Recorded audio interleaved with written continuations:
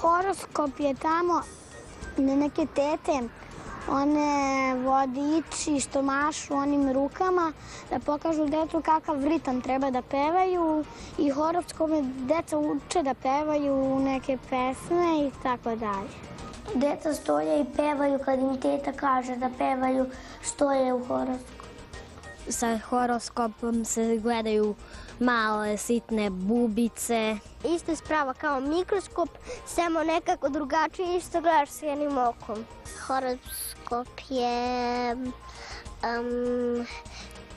predimak, nadimak, da se zna kada si se rodio. Tu imaju neki znakovi i tu kad postaneš jedno, onda postaneš drugo. I onda tako sve po redu. Imaju kineski horoskop, imaju ruski, samo što mi znamo srpski horoskop, imaju i kineski znamo. Horoskop je, pa kao, na primjer, kad je neko u horoskopu ima svašta nešto, to i može neko bilo ko da bude. A, na primjer, ovako, ja sam ono što jesam, a neko drugi je, na primjer, lovac. Eto, tako. To je već što imaju neke znakove, bik, vodolija, pa ja sam blizanac vaga, to imam. I ima rak, ima lav, ima lavica i ima skorpija, eto.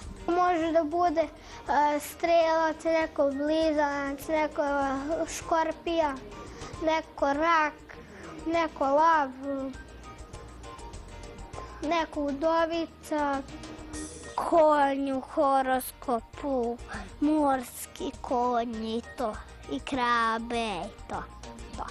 Vaga, ribica, gondolija. Horoskop je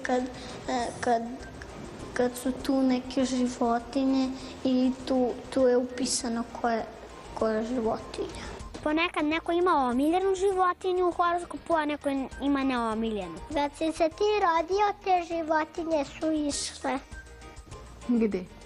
Pa dolazile, na primjer, negdje, na primjer, u Herceg Novi i tako.